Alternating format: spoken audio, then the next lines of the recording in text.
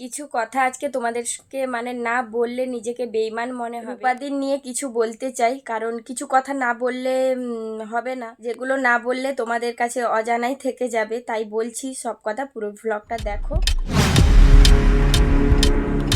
Hello বন্ধুরা, good morning. কেমন আছো সবাই? আশা করি খুব ভালো আছো এবং সুস্থ আছো। অনেকদিন পরে মানে অনেক কিছু কথা তোমাদের কাছে মানে শেয়ার করতে এলাম। তো কথাগুলো কিছুদিন আগে মানে ভ্লগ করে বলাটা উচিত ছিল, হয়ে উঠছিল না। কারণ তোমরা সকলেই জানো ঐশীকে ব্লাড দেওয়া হয়েছে কিছুদিন হলো। তো ব্লাড দেওয়ার পরে কিছু সমস্যা থাকে, হ্যাঁ এবারে অন্যবারের মতো অতটা সমস্যা ওর মধ্যে তৈরি হয়নি, কিন্তু তারপরেও অনেক কিছু থাকে, বুঝতেই পারছো, মানে একটা সংসারে তো কাজকর্ম এটা ওটাতে মানে হয়ে উঠছিল না।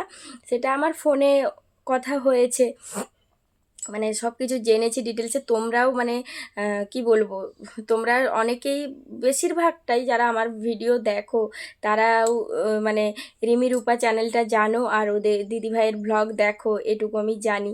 তো সেইভাবেই মানে কিছু কথা যেগুলো না বললে নয়, নিজেকে সত্যিই অনেক বড় বেইমান মনে হবে আমি যদি এই কথাগুলো না বলি। তো ঐশীর মানে আমার যখন এই নতুন চ্যানেলটা খুলি আমি, তারপর থেকে ওদের সঙ্গে আমার যোগাযোগ, তো ফোনে মানে ফেসবুকে এইভাবে। তো সেইভাবে ওদের সঙ্গে আমার কন্টিনিউ যোগাযোগ ছিল। ওই মানে রিমির যখন বিএমটি হয়, তো সেইভাবেই তোমরা দেখেছো আমি ভেলোরে গেছিলাম, মানে আমি, ঐশীর বাবা, ঐশী, আমরা। তারপরে রূপাদির সঙ্গে দেখা হয়েছিল, রিমির সঙ্গে, দাদা ভাইয়ের সঙ্গে। তো তোমরা জানো সবটাই। তো তারপরে আসার পরে কিছু কিছু এরকম ঘটনা ঘটেছে যেগুলো মানে বলতে চাইছি না।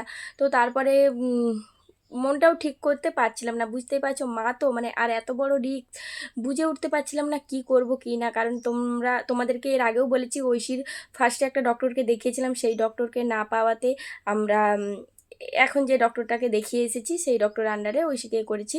আর রিমির যে ডক্টর তাকে 3 মাস ছাড়া পাওয়া যায় না, আমরা ফার্স্টবারেও চেষ্টা করেছিলাম, পাইনি। তো সেইভাবেই এবারে এটা করে আমরা তাড়াতাড়ি মানে জানো পুনের মেডিসিন চলছিল, ওটাকে অফ করে দিয়েছি। তারপরে কি করব কি না কিচ্ছু খুঁজে পাচ্ছিলাম না, মানে যেন মাথা আমার ফেটে বেরিয়ে যাবে এইরকম একটা চিন্তার মধ্যে আমি কন্টিনিউ মানে আমার চলছিল, আমার নিজেরই শরীরটা খারাপ হয়ে যাচ্ছিল। তো এত টেনশন নিতে পারছিলাম না। তারপরে তাড়াহুড়োতেই আমার ভাই যেভাবে হোক টিকিট করলো ভেলোর যাওয়ার, তো আমরা গেছিলাম। তো এখন কোনো মতেই মাথা থির করতে পারছি না। সবই ভাগ্যের উপর ছেড়ে দিলে হ্যাঁ মানছি আমার ভাগ্যে যেটা আছে হবে, কিন্তু তারপরেও যদি ভালোটা আমার ওই মানে পারবো না, বিশ্বাস করো, মানে এত কিছু শোনার পরে পারছিলাম না যে কি করব কি না।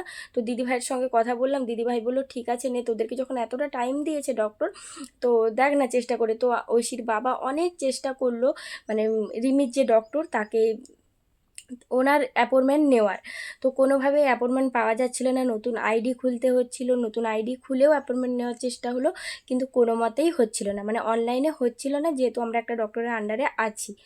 তো এর আগের বারে হলো কারণ সেই ডক্টর ছিল না ওখানে। তো কি করব, মাথা মানে পাগল হয়ে যাচ্ছিলো। দিদিভাইকে বললাম যে হ্যাঁ টিকিট কেটে নেবো, একসঙ্গে সব কিছু হবে। তারপরে দেখলাম কোনো মতে আমরা অ্যাপয়েন্টমেন্ট পেলাম না। তো দিদিভাইকে বললাম যে ঠিক আছে তাহলে এইবারে হচ্ছে না, এর পরের বারে যাব। তো এরকমভাবে কথাবার্তা হলো। হঠাৎ করে আমার ভাই আমাকে বলল ঠিক আছে নে, আমি ফেব্রুয়ারি মাসে যদি টিকিট করে নিতে পারি ফেব্রুয়ারি মাসে তোকে নিয়ে চলে যাব। তো ঐশীর বাবার এখন কাজের চাপ বলে ফেব্রুয়ারি মাসে তখন মানে বুঝতেই পারছো যেতে পারবে না। তো ওর বাবা বললো আমি ঠিক আছে, মানে সব কিছু ম্যানেজ হয়ে যাবে, তাহলে তোরা চলে যা। তো সেই রকমভাবেই টিকিট করার জন্য সব উঠে পড়ে লাগলাম, আর দিদিভাইয়ের সঙ্গেও যোগাযোগ করলাম। দিদিভাই বললো আমাদের তো টিকিট হয়ে গেছে, এই ট্রেনে করেছি, সব ডিটেলস দিল। আমার ভাই সেইভাবেই সব সার্চ করতে লাগলো। তারপরে হলো কি ওই ট্রেনে কোনো একটাও টিকিট নেই। তো আমার ভাই যেটা কাটতে পারলো যে দিদিভাইরা যেদিন পৌঁছবে তার পরের দিনে আমরা পৌঁছবো, এরকম হচ্ছিল। তো সেই জন্য দিদিভাই বলল দেখ বোন, আমার ভাই কিন্তু তখন স্টেশনে গিয়ে সব মানে রেডি করেছে যে টিকিট কাটার জন্য, তার আগে আমাকে একটা ফোন করেছে যে ভাই এইরকম এরকম হচ্ছে। তো আমি বললাম ঠিক আছে দাঁড়া, একবার রূপাদির সঙ্গে কথা বলে নি। তো রূপাদিকে ফোন করেছি, রূপাদি বলছে দেখ বোন তুই তো আসবি, এত টাকা খরচও হবে, দেখ দুজন আসবো, মানে আমার বাবাকে আমি নিয়ে যেতাম ওইবারে। তো ভাই তখন মার্চ মাস পড়ে যাচ্ছিলো বলে ভাই বললো যে আমি তাহলে তো আর যেতে পারবো না, তাহলে বাবা যাবে। তো সেই কারণে তো দিদিভাই বললো, দেখ দুজন আসবি যখন 20,000 টাকা খরচ হবেই, মানে ট্রেনের টিকিট প্লাস হচ্ছে ডক্টর দেখানো রিপোর্ট এই সব করে। তো এই যে বলছে শুধু শুধু টাকাটা কেন খরচ হবে, আমি যখন যাচ্ছি আমি সব কিছু জানবো।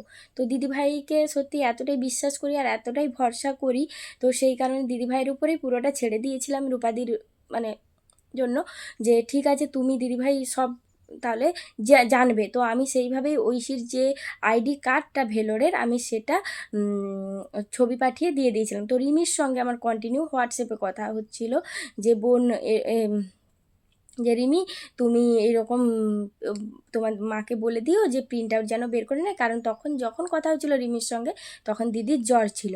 তো তারপরে আবার ফোনে কথা হলো সব কিছু। তো দিদিভাইরা যখন ট্রেনে ছিল তখনও কথা হচ্ছিল, আমাকে নিচে ডাকছিল সেই জন্য আমি চলে গেলাম। তো যাই হোক, তো তারপরে তোমরা দেখেছো দিদিভাইয়ের ভিডিওতে যে মানে তারপরে আমাকে ওখানে ওরা গিয়ে আমাকে রিমি ফোন করেছিল যে মাসিমণি তুমি ওই যে আরিফা ম্যাম যে আছে, যিনি আছেন আর কি, সরি, তো ওনার সঙ্গে কথা বলিয়ে দিয়েছিল। তো উনি বললেন যে তাহলে অনলাইনে অ্যাপয়েন্টমেন্টটা নিয়ে নিন। আমি বললাম যে আমরা নিয়েছিলাম হয়নি। তো তারপরে ওদেরকে বলেছে যে, তারপরে আমাকেও বললো ওখানে যে ঠিক আছে এলে তখনই হয়ে যাবে। তো সত্যি কথা বলতে মানে এতটা না, নিজের মানুষও কেউ করবে না, মানে কেউ করবে বলে মনে হয় না, এটা নয়, মানে করবেই না, কোনো নিজের মানুষও এতটা করবে না যতটা দিদিভাই দাদাভাই মানে রিমি ওরা করেছে আমার ছোট্ট ইসিটার জন্য। মানে আমি সারা জীবন মানে যতদিন বেঁচে থাকবো আমি ওদের কাছে মানে কৃতজ্ঞ হয়ে থাকবো। এরকম মানে ঋণী আমি আজ পর্যন্ত কারোর কাছে এরকম হইনি, মানে এতটাই বলছি। কারণ যেটা করেছে ওরা, মানে আমার বলার মানে কিচ্ছু বলার ভাষা নেই। তো দিদিভাই বলেছিল আমি ভিডিওতে দেখবি কথা বলেছে সেই রকম আছে। তো সত্যি আমার খুব ভালো লেগেছে, মানে ধন্যবাদ দিয়ে ছোট করব না তোমাদেরকে দিদিভাই, সত্যি কথা বলতে ধন্যবাদ দিয়ে আমি ছোট করতে চাই না। তোমাদেরকে অনেক অনেক ভালোবাসা আমাদের তরফ থেকে। শুধু মানে ওই দিন এরপরে মানে তোমরা জানোই ডেটটা কখন যেতে হবে, তো সেটাই এবারে টিকিট দিদিভাইয়ের সঙ্গে দিদিভাইকে ফোন করেছিলাম আসার পরে, যে টিকিটটার কথা বললাম, দিদিভাই বলল যে এপ্রিল মাসে টিকিটটা হবে। তো দিদিভাইকে বলেছি ওখান থেকেই মানে টিকিটটা করে নেবে, যা যা আমার মানে ওখানে পাঠানোর সব পাঠিয়ে দেবো, মানে যা ডকুমেন্ট লাগবে। তো আসা যাওয়ার টিকিটও হয়ে যাবে। তো আমার জন্য ওদেরকে এক্সট্রা 2 দিন থাকতে হবে, কারণ আগের দিন অ্যাপয়েন্টমেন্ট নিতে হবে। তো ওদের মঙ্গলবার দেখানো, আমাকে বৃহস্পতিবার ঐশীকে ডক্টর দেখাতে হবে, এরকম কথাবার্তা হয়েছে। তো তোমরা একটু ঠাকুরের কাছে প্রে করো ঐশীর যেন যেদিকে এগোচ্ছি সব যেন ভালোই ভালোই হয়। মানে ভগবানকে তো দিনরাত আমি ডাকছি, আমার মানে ঐশীটাও ঠাকুরের কাছে গিয়ে সবসময় বলবে গোপালকে যে গোপু ভাই আমাকে ভালো করে দাও, আমাকে ভালো করে দাও। আর ও দুটো দুটো রোলই প্লে করে, তারপরে গোপালের হয়েও আবার বলে এরকম যে হুম দিদি তোমাকে আমি ভালো করে দেবো, এরকম করে বলে, জানো তো মানে কি বলবো আর। তো চলো তোমরা সঙ্গে থেকো ঐশীর, এইটুকুই রিকোয়েস্ট করব। আর চলো আজকের মতো টাটা, এগুলোই বলার ছিল। মানে কিছু কথা না বললে সত্যিই মানে নিজেকে খুব ছোট মনে হতো।